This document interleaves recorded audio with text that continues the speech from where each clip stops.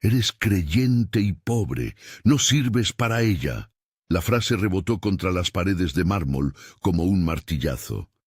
Se quedó suspendida en el aire, pesada, hiriente, un secreto convertido en sentencia. Mariana clavó la mirada en la copa de vino que sostenía, como si en ese vidrio pudiera encontrar la dirección de su vida. Al otro lado de la mesa, la mano del padre tembló apenas. La vergüenza y la cólera luchaban por ocupar el mismo rostro, pero fue la voz, fría, categórica, la que marcó la decisión. La hija debía escoger entre la casa, la fachada y lo que la familia representaba, o un hombre sin apellido ilustre ni cuentas bancarias abultadas. En la casa de los Almeida, el silencio que siguió al grito fue peor que cualquier grito. Había cámaras fijas, cuadros caros y alfombras que amortiguaban pasos y sentimientos. Mariana había crecido aprendiendo a medir el mundo por su etiqueta. El colegio, las cenas con trajes de etiqueta, los viajes de fotos perfectas. No le faltaba nada material. Le faltaba la paz que sube por la espina dorsal y se instala en el pecho. Sus amistades eran sonrisas estudiadas, sus días, compromisos que se cumplían sin preguntas. Y, sin embargo, algo en su interior golpeaba contra todo eso, un hueco que el lujo no conseguía tapar. En el centro comercial, una tarde que empezó como un intento más por llenar horas vacías, la vida le cambió la forma de entrar. Mariana llevaba un vestido neutro, cabello suelto y ojos que ya no buscaban miradas. Se sentó en la terraza de la plaza de comidas con un café frío. Frente a ella, en una mesa a unos pasos, estaba Lucas, manos curtidas, camiseta de trabajo con manchas recientes de yeso, botas que habían visto más obras que fiestas. Tenía un termo de plástico barato donde llevaba su café, en la bolsa que lo acompañaba, herramientas y un libro con páginas gastadas. La Biblia con una cinta roja asomando. La imagen les habría parecido antológica a cualquiera que visitara la plaza. La mujer con pulseras de oro frente al obrero con manos de callo. Él no la miró con curiosidad de aristócrata. Ella no sintió la vergüenza anunciada. Ella vio en sus ojos algo que le era absolutamente extraño. Serenidad. No vanidad, ni ruido. Solo una quietud que parecía venir desde el centro de su cuerpo. «Perdona, ¿puedo sentarme?», le preguntó Lucas con la naturalidad de quien pide permiso para compartir un pan. Ella asintió, sin saber todavía que aquella simple respuesta sería el inicio de un terremoto. Hablaron de cosas pequeñas, el ruido del centro comercial, el calor del verano, un campeonato de fútbol local. Él le preguntó por su libro y ella fingió que no le molestaba que alguien leyera lo que llevaba en la bolsa. Cuando abrió la Biblia, fue la insignia de una vida distinta. No era una pose.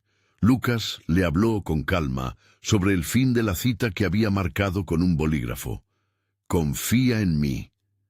No la frase sola, sino la forma en que la decía, como quien comparte un secreto que ha sostenido en noches de alba. Mariana, por primera vez en muchos años, sintió que su rostro se desenredaba. Había en esa conversación algo que no se vendía en tiendas caras. Los encuentros se repitieron con la discreción de quienes saben que ciertas cosas no caben en el mundo de las expectativas.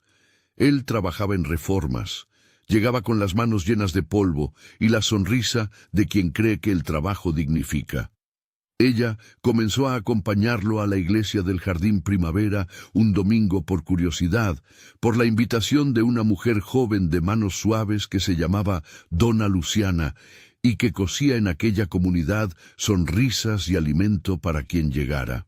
La iglesia no era un edificio imponente, sino una vieja casa adaptada, sillas apiladas que se abrían al canto, niños que corrían con zapatos inadecuados, una pancarta gastada con letras que habían sobrevivido a muchos veranos. Allí las luces no cegaban. Allí El lenguaje tenía más que ver con las manos tendidas que con el protocolo.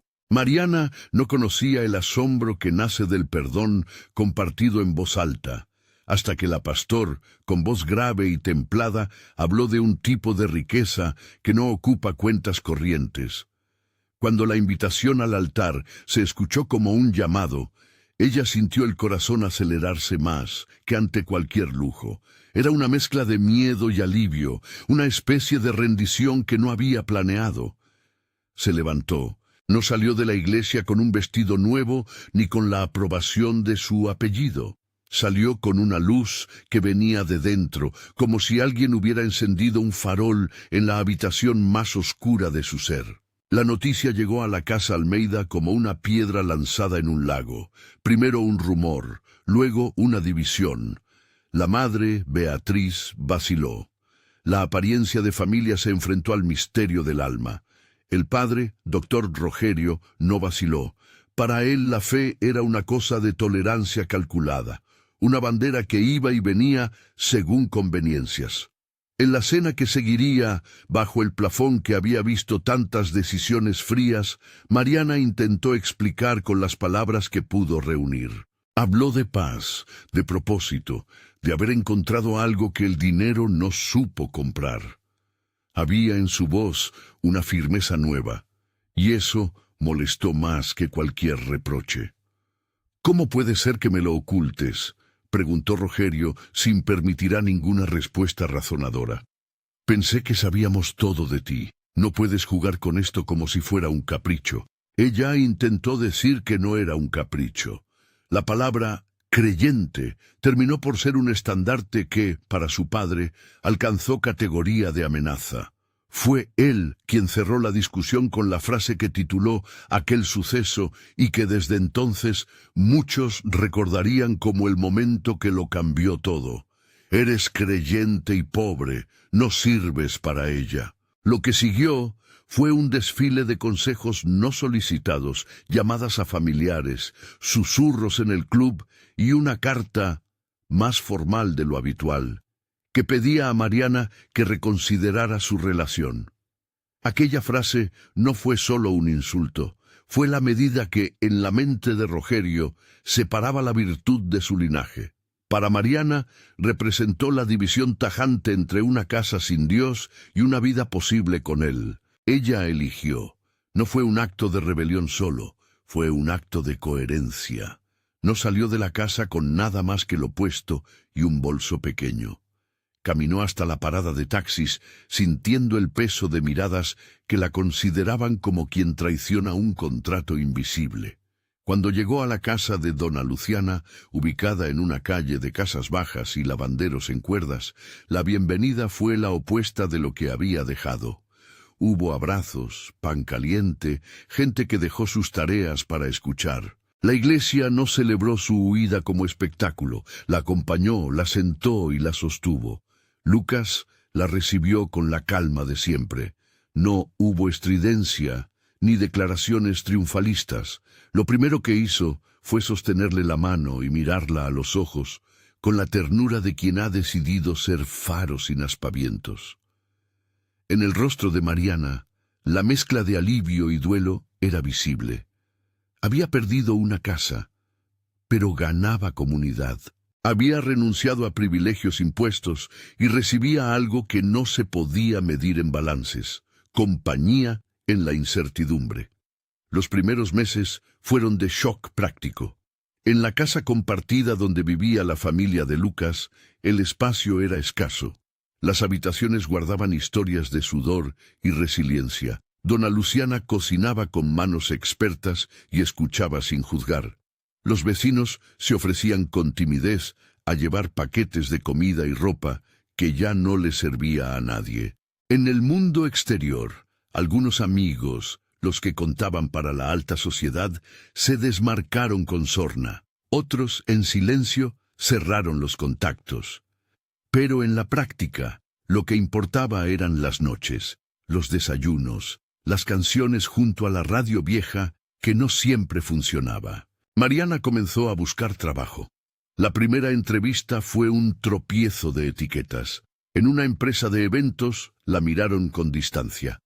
¿Está segura de que puede adaptarse a horarios cambiantes? Sus manos, acostumbradas al gesto fino, temblaron al enfrentar la realidad de arremangarse y aprender un oficio nuevo. Encontró empleo eventual en una acogida diurna para ancianos. Allí aprendió a cuidar, a hablar con personas que tenían años en los rostros y en los silencios. El salario no bastaba, pero la dignidad que venía de sostener a otro ser la sostuvo a ella. Lucas multiplicó trabajos. Entre el día en la obra y los arreglos que tomaba al caer la tarde, su presencia fue un testimonio. En la iglesia, coordinaba a los jóvenes que arreglaban la capilla, llevaba el equipo de sonido, hacía favores de carpintería gratis cuando había que preparar una mesa para la colecta. No hablaba de grandezas, hablaba de cumplir con honestidad. Para quienes lo conocían, su vida tenía la coherencia que a muchos les faltaba. Oraba con los dedos marcados por el polvo, pagaba lo que podía y pedía por los que no tenían voz. Hubo noches difíciles. Una madrugada, tras un día de trabajo sin descanso, Mariana contó monedas en un bote de plástico para comprar leche. Hicieron números, ajustaron gastos, negociaron prioridades. En un episodio que hablaría de su humildad sin romantizar la necesidad, la cuna de Samuel, cuando llegó el momento, fue improvisada. Una caja limpia, acolchada con mantas donadas por la comunidad. No hubo lujos, hubo ingenio y cuidado, y allí, en esa caja, nació una esperanza tangible. No era una cuna selecta patrocinada por solvencia económica, era un lecho tejido por manos amigas y por la fe compartida de quienes entendían que un bebé, ante todo, quiere calor humano. La boda fue pequeña y real. No hubo salones lujosos, sino el altar improvisado de la iglesia del Jardín Primavera, una vela que ardía en el centro y las manos que se unieron sin protocolo más allá del compromiso. No se celebró con abundancia material. Se celebró con canciones, con pan partido y con la participación sincera de aquellos que habían sido testigos de su decisión. Para Mariana, casarse no fue renunciar a un mundo, fue afirmarse en uno nuevo. Para Lucas, fue la culminación de una fidelidad hecha vida. Aquel primer año juntos fue una escuela de humildad. Aprendieron a reír con menos, a agradecer un plato caliente, a recibir ayuda sin vergüenza. La iglesia, lejos de ser una simple boca de asistencia, fue una red que ofreció desde leche en polvo hasta un colchón cuando el viejo cedió. Hubo quienes dejaron cajas de ropa en la puerta, hubo quienes ofrecieron empleos eventuales. La comunidad no ocultó las dificultades ni prometió soluciones mágicas. Dio lo que tenía y oró en conjunto por fortaleza. Fue un acompañamiento de mano, no de lábaro triunfal. En las conversaciones nocturnas, Mariana recordaba la frase de su padre como una especie de latido que no terminaba de apagarse. A veces la recitaba con rabia, otras con compasión. Le hablaba a Lucas de su miedo a convertir la fe en una barricada que la separara de quienes amaba. Él, con la sencilla lucidez que lo caracterizaba, le decía: «La fe te hace valiente, no arrogante. Si viniera del orgullo, sería otra cosa. Pero tú estás buscando lo justo, lo bueno. Da tiempo». Sus palabras no eran una cura instantánea para la ansiedad. Eran un bálsamo que, gota a gota, fue sanando. La vida con los hijos no fue un relato de fácil superación, fue la suma de noches sin dormir, de pañales y horarios distintos. Samuel llegó y con él la maravilla y la tensión de ser padres jóvenes en una casa prestada por la hospitalidad de la iglesia. Aprendieron a celebrar cada logro cotidiano, la primera sonrisa, la primera palabra, el primer paso. Cada una de esas pequeñas victorias era un recordatorio de que la riqueza verdadera se medía en presencia y no en extractos bancarios. En medio de las rutinas, Mariana mantuvo una práctica nueva, escribir cartas que no enviaba. En ellas depositaba recuerdos, preguntas y el rezo de perdón que a veces le resultaba difícil pronunciar en voz alta. Le escribía a su padre sin remitente, y en cada hoja dejaba caer una mezcla de dolor y deseo de restauración. Era su terapia silenciosa. Hubo, sin embargo, momentos en los que la idea de haber perdido todo lo que su familia representaba le pesaba con crudeza. En una tarde en que la lluvia golpeaba las ventanas de la sala comunitaria, Mariana miró las fotografías viejas del salón de su infancia. Una casa enorme, un coche nuevo en la entrada, la sonrisa estructurada de una vida que parecía intacta.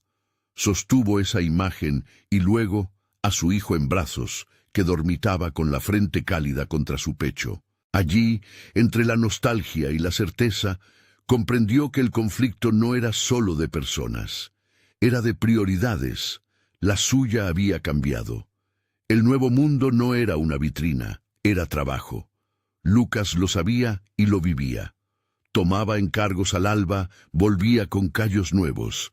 Intentaba siempre dejar algo de dinero en casa y, al mismo tiempo, no permitía que la fatiga le robara la oración. Por las noches, a solas, se arrodillaba en la pequeña habitación y en voz baja decía: «Señor, dame manos para trabajar y corazón para amar.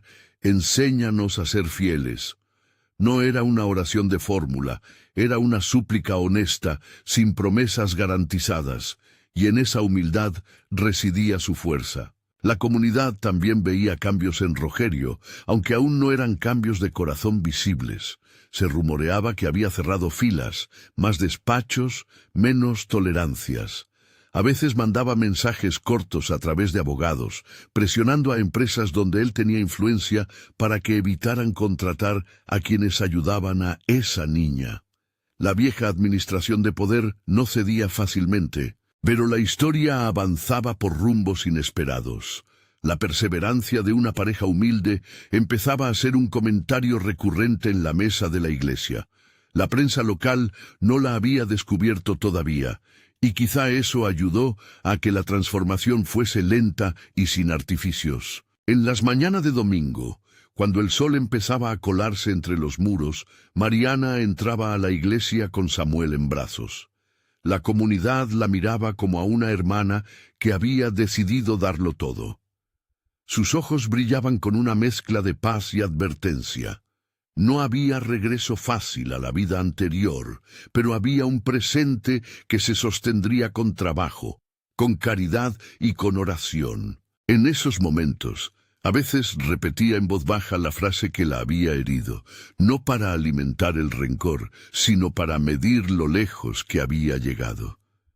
«Eres creyente y pobre, no sirves para ella», murmuraba, y la frase se transformaba en una pregunta que la empujaba. «¿Sirves tú para lo que ahora amas, Mariana?» No todo era sacrificio sin fruto. Poco a poco, la pareja consiguió algo más de tranquilidad. Un arreglo de fontanería que Lucas reparó con sus manos les valió una estabilidad de semanas. Una vecina consiguió trabajo a media jornada para Mariana, que aunque no era ideal, ayudó a pagar la luz. Las ganancias no eran estridentes ni milagrosas, eran pequeños pasos de dignidad. Había, además, un cultivo interior evidente. Mariana empezó a acompañar a otros en la iglesia que pasaban por situaciones parecidas. Con una mezcla de ternura y firmeza explicaba lo que había aprendido, que la fe no es una meta para exhibir, sino un camino que exige coherencia. Enseñaba a cocinar con pocos recursos, a completar formularios de empleo, a poner el cuidado de los hijos en red comunitaria. No solía hablar de su antigua vida, salvo para mostrar que había existido otra posibilidad. Las conversaciones con su madre, Beatriz, siguieron siendo un hilo fino entre dos mundos. A veces, en llamadas que duraban minutos y que terminaban en silencios cómplices, Beatriz confesaba su angustia. Veía a su esposo endurecerse, y eso le dolía. Había en la relación entre madre e hija un amor que no se rompía por completo, aunque las diferencias las separaran. Beatriz era una mujer que empezaba a sentir que la felicidad de su hija no era un lujo, sino una necesidad. No se atrevió a romper la coraza de su esposo, pero dejó ventanas abiertas a pequeñas reconciliaciones. Una llamada, una visita breve, una caja con ropa que llegó sin nombre. Mientras tanto, en la vida pública del barrio, la reputación de Lucas crecía sin grandes anuncios.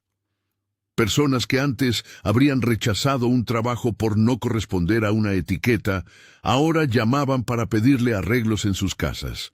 No por esnobismo, sino porque la calidad de su trabajo y su disposición generaban confianza. Aprendió a ahorrar pequeñas cifras, a abrir una libreta en un banco modesto y a soñar sin alabanzas, con un negocio que algún día pudiera sostener a su familia con dignidad. En una tarde fresca, mientras el sol se ponía y la iglesia se preparaba para una cena comunitaria, Mariana se sentó en la puerta de la casa con Samuel dormido en una mantita. Miró la calle donde los niños jugaban con una pelota ajada y pensó en la frase que la había expulsado de su casa. Ya no tenía el filo de antes, había perdido la agresividad. Pensó en su padre como un hombre ahora reducido a la fragilidad de quien cree que la vida se mide en bienes. Sintió una mezcla de tristeza y compasión. Le envió mentalmente un deseo, que algún día la palabra que lo definiera no fuera su riqueza, sino su posibilidad de arrepentimiento. Esa noche, cuando se recogieron las sillas y la comunidad comenzó a dispersarse, Mariana se acostó con la respiración del niño marcando su ritmo. Lucas, a su lado, antes de cerrar los ojos, puso la mano sobre la suya y dijo en voz baja, casi un susurro, «Señor, danos la gracia de la paciencia. Haz que nuestras manos no fallen y que el amor siempre nos guíe». No fue una oración de exigencia ni de promesas, fue un ruego de alianza. En el silencio que siguió, hubo una calma que tenía algo de milagro cotidiano, la certeza de que, a pesar de todo, estaban juntos y la comunidad los sostenía. Lo que Mariana no sospechaba era que su decisión había empezado a tejer efectos que superarían las expectativas de cualquier planificación humana. Las semillas de fidelidad y servicio que habían plantado iban creciendo de forma discreta. No eran un billete de lotería, eran raíces, y las raíces, con el tiempo, sostienen árboles que dan sombra a más de lo que uno jamás imagina. Al alba siguiente, mientras mezclaba café con manos ya habituadas a la rutina, recibió un mensaje breve que le partió el día en dos. Su madre pedía hablar. La voz al otro lado del teléfono temblaba, más por la necesidad que por el papel social. Mariana la oyó decir, «Tenemos que vernos». No supo aún el porqué, pero el tono no admitía demora. Cerró la cocina, acunó a Samuel un instante más, y salió a la calle con el paso que dan las mujeres que llevan en el cuerpo la urgencia de muchas cosas. La historia, en su curso tranquilo pero decidido, seguía marcando capítulos, y aquella llamada era uno más que vendría a remover pozos guardados, expectativas rotas, y quizás una posibilidad nueva para un hombre cuya palabra había sido el inicio de todo. En la puerta de la iglesia, el cielo empezaba a abrirse. La ciudad respiraba y la vida, con su mezcla de fatiga y esperanza, continuaba. En algún lugar, la ciudad todavía medía la valía por billetes y tarjetas. Pero en otra parte, la cálida casa de la comunidad, un conjunto de personas aprendía a medir la valía por la presencia, por el servicio y por la coherencia. Mariana caminó hacia la conversación que su madre pedía, con el peso de quien sabe que, a veces, la reconciliación no es un acto heroico, sino un proceso paciente que comienza con una llamada y muchas veces con el simple gesto de atender. Si esta historia está resonando contigo, quédate. Lo que sigue no es solo un desenlace inmediato, sino la comprobación de que las decisiones pequeñas y dolorosas pueden transformar familias enteras. Permanece para escuchar cómo, paso a paso, la fe y la fidelidad van moldeando destinos que nadie había previsto. La voz de Beatriz tembló al otro lado del teléfono, como si cada palabra tuviera que atravesar una barrera de miedo para llegar hasta Mariana. «Está en el hospital», dijo. «Tu padre tuvo un accidente. Ven cuanto antes». No hubo reproche ni estrategia en esa frase.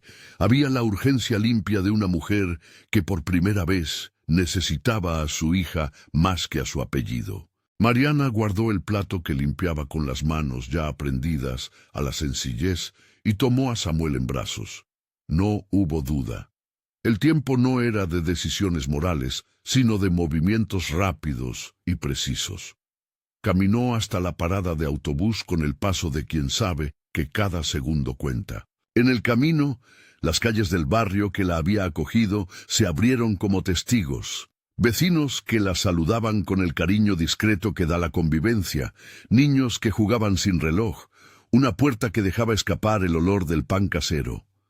Pensó en la última vez que había hablado con su padre, en la palabra que lo había hecho cerrar filas en su orgullo. Pensó en el humillar que había recibido, en el desprecio que le dolía aún en la piel. Pero todo eso quedó atrás, frente a la imagen de un hombre solo, en una cama blanca, dependiente de un silencio que no perdona. Al llegar al hospital privado, el contraste fue brutal. Pasillos amplios, recepciones ordenadas, personal que hablaba en términos técnicos. Beatriz la esperaba en la sala con la cara lavada por la falta del sueño. Sus manos, antes cuidadas, mostraban el rastro de una noche entera de vigilancia. No pidió explicaciones. Tomó la mano de su hija y la llevó hasta la habitación donde Rogerio yacía con la respiración asistida. Una botella de oxígeno que le daba la medida de la fragilidad. La primera imagen de Rogerio, con los ojos entreabiertos y un hilo de conciencia pegado a la frontera del dolor, fue un golpe que no permitió sobremesa de orgullo alguno. Allí, aquel hombre que había medido la vida por balances y apariencias, era de pronto frágil como cualquiera. La ironía era cruel. La palabra que había arrojado, creyente y pobre, reverberaba ahora con otro sentido. En el rostro de Beatriz, la mezcla de vergüenza y esperanza era un mapa incompleto de lo que venía. Los médicos hablaron con términos clínicos: accidente cerebrovascular isquémico, lesión en el hemisferio derecho, pronóstico reservado. Pero entre líneas había algo que los aparatos no decían: la familia. La mirada de Beatriz buscó a Mariana, como buscando un amparo. «Él preguntó por ti», dijo al fin. «Dijo tu nombre varias veces».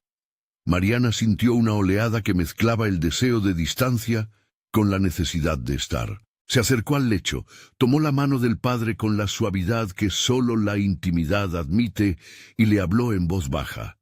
No hubo reproches en sus palabras, solo la honestidad de quien ha sufrido pero no desea la ruina del otro.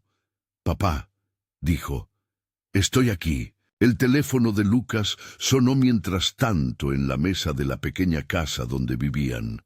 Dona Luciana, con su permanente movimiento de costura, habló primero al escuchar el nombre. «¿Qué ocurre?». Al otro lado, la voz contenida de Mariana explicó la situación. No hubo drama ni histrionismo. Hubo una organización casi automática, como si la iglesia fuera una extensión de la familia. El pastor, al enterarse, suspendió su visita semanal a un anciano y reunió a un pequeño grupo de jóvenes. Se ofrecieron para cuidar de Samuel, para traer algo de comida, para acompañar a Mariana. En la costura cotidiana de esa comunidad se tejió un puente que en pocas horas sería la sala de espera de un hospital. La sala de espera de la UCI es un lugar de tiempo detenido. Las horas se estiran en revistas viejas, en máquinas de café que suenan como metrónomos de ansiedad, en voces bajas que buscan no molestar. Las noticias médicas llegaban con rigurosidad, pero lo que más pesaba era la ausencia de control. Lucas llegó con las manos aún marcadas de yeso, con el olor a obra y un gesto de quien no sabe dónde colocar la angustia. Al verlo, Mariana sintió que una parte de su confianza cotidiana se convertía en escudo. No necesitaba palabras grandilocuentes, la presencia era suficiente. La primera vez que Lucas vio a Rogerio en la camilla, su reacción no fue de resentimiento público ni de gesto que reclamara justicia. Se quedó en la entrada, contuvo la respiración como quien respeta un acto sagrado y se sentó en una silla cercana. Sus dedos se entrelazaron, como siempre, para rezar. No hubo oportunidad para discursos equilibrados ni para mostrar rabia. La severidad de la situación pedía otra cosa. Él tomó la mano de Mariana por un instante y le inclinó la cabeza. No fue un gesto de autoridad, fue de alianza. La oración de Lucas en la sala de espera no fue un eslogan ni una técnica. Fue la expresión de un corazón que había aprendido a interceder por el otro, incluso por el que había humillado. Se levantó despacio y con voz baja y clara dijo: «Señor, tú que conoces el filo del orgullo y la fragilidad del cuerpo, te pedimos por Rogerio. No guardamos rencor, solo suplicamos tu misericordia.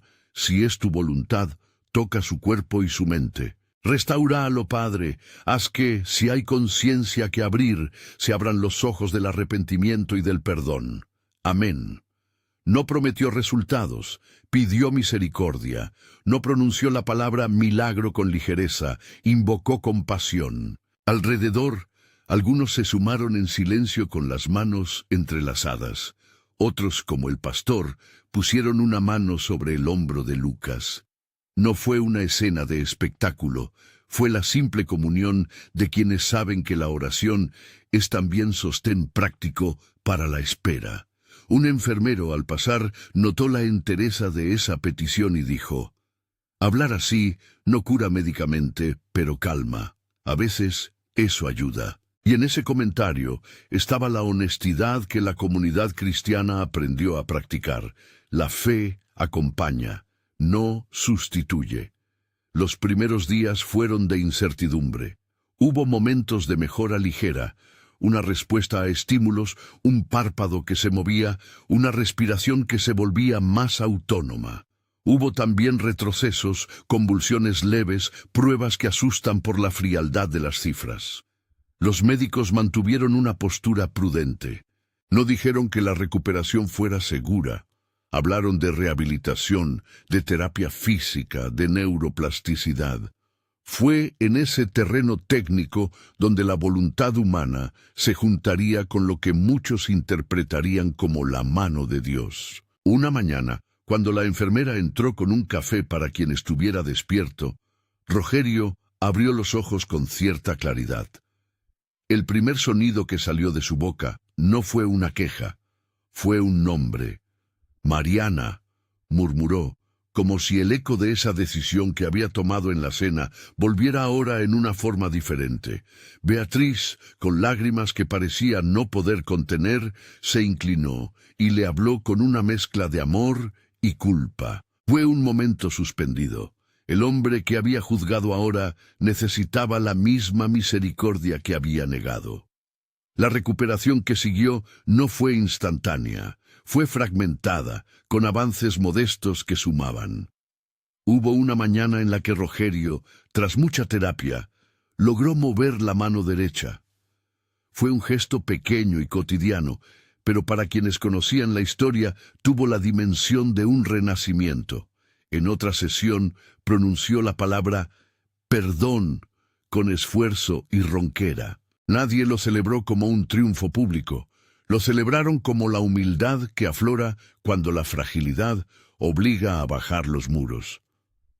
Lo que sorprendió a más de uno fue la actitud que se fue formando en Rogerio. La convalecencia lo despojó de orgullo impune. La cercanía de la dependencia le devolvió la medida de su humanidad. En esos días escuchó los relatos de la iglesia sobre Mariana, leyó cartas que ella había escrito sin enviar, supo por primera vez que la hija que había expulsado era ahora luz en la vida de otros. No era una fama pública, era el relato íntimo de manos que habían recibido pan, de personas que habían dormido cobijadas gracias a la generosidad que él había despreciado. La petición de perdón no vino en un acto teatral. Llegó en una llamada nocturna que Rogerio hizo a la habitación donde ella esperaba noticias. Su voz era otra, menos tajante. «Hija», dijo, «me he equivocado contigo. No supe ver lo que de verdad importa. No espero que me perdones de inmediato, pero quiero intentarlo. Ven a verme». Mariana cerró los ojos antes de contestar, como si necesitara poner orden en su propio corazón. No fue fácil, pero fue posible. Se sentó junto a la cama de su padre y sin sermones ni triunfalismos, hubo esas palabras sencillas que curan más que las grandes declaraciones. «Papá, te escucho». La caminata hacia la reconciliación fue larga. Rogerio tuvo días de retroceso, momentos de orgullo entre los avances, defensas que surgían como resabios. Pero hubo acciones que transformaron más que las palabras. Una tarde, en un encuentro más formal con el pastor y con representantes de la iglesia, anunció públicamente que sentía la necesidad de reparar el daño social que su orgullo había causado. No fue una promesa al viento. Propuso destinar una parte de un terreno familiar para la construcción de una clínica comunitaria. «No quiero que mi nombre vuelva a ser solo un sello de estatus», dijo con voz áspera, pero clara.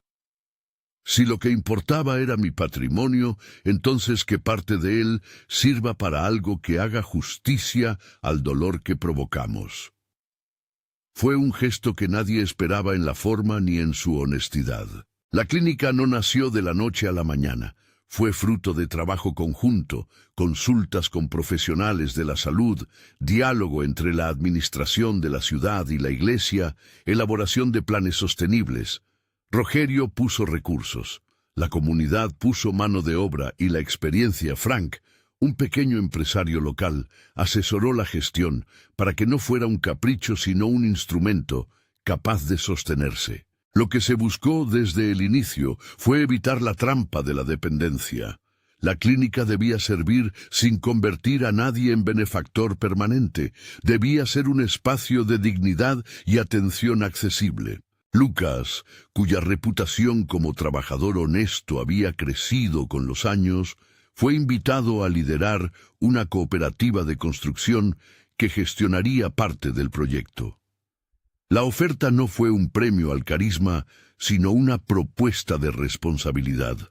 Dirigiría con criterios de empleo justo, salarios dignos y formación para jóvenes. Para algunos, la idea de que un hombre que había vivido la precariedad fuera ahora gestor era una pequeña señal de que la providencia, cuando se junta con la ética del trabajo, puede producir frutos. Lucas aceptó con la humildad que lo caracteriza y con la claridad de quien sabe que administrar guía no es sinónimo de ostentación. La inauguración del terreno para la clínica fue un acto sencillo. No hubo alfombra roja ni discursos pomposos. Hubo testimonios de pacientes, una bendición comunitaria y la promesa técnica de atención primaria y servicios básicos. Rogerio, con una leve cojera producto de la rehabilitación, cortó una cinta modesta. No fue escena para aplausos, fue un paso simbólico en una trayectoria que no borraba el pasado, pero sí comenzaba a construir una historia nueva. Con el tiempo, la cooperativa de Lucas empezó a funcionar. No fue un negocio gigantesco ni una fábrica de riqueza instantánea. Fue una entidad que dio empleo estable a varias familias del barrio, que pagó impuesto, que asistió a quien lo necesitaba. Lucas aplicó los principios aprendidos en la iglesia: responsabilidad, transparencia, trato digno.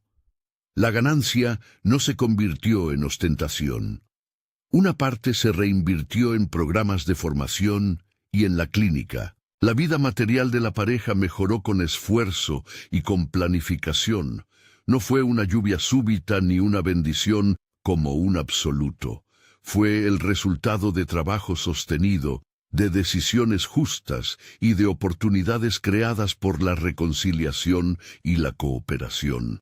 Mariana y Lucas, conscientes de no haber conseguido el favor por méritos de fe, actuaron con prudencia.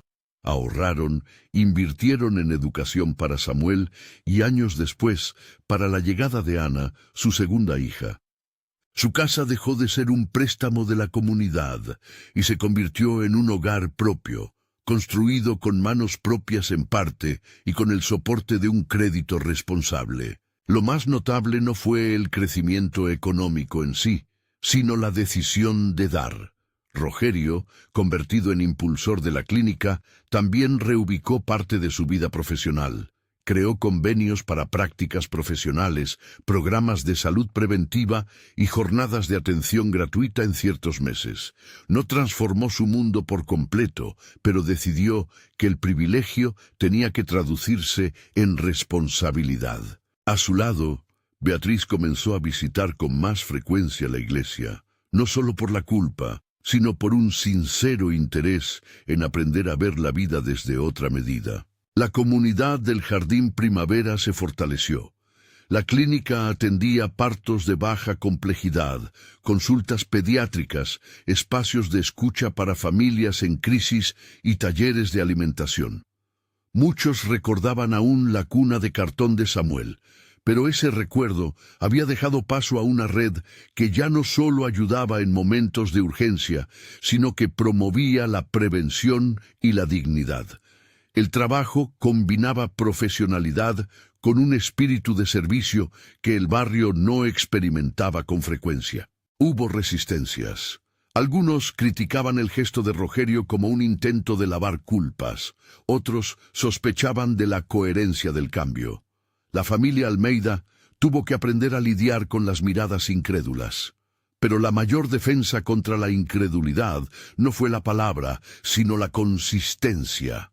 El tiempo y las acciones sostuvieron la conversión. Rogerio pasó de ser un hombre que dictaba sentencias frente a una mesa de mármol a alguien que se arremangaba para conocer los nombres de los trabajadores y escuchar las historias de los pacientes.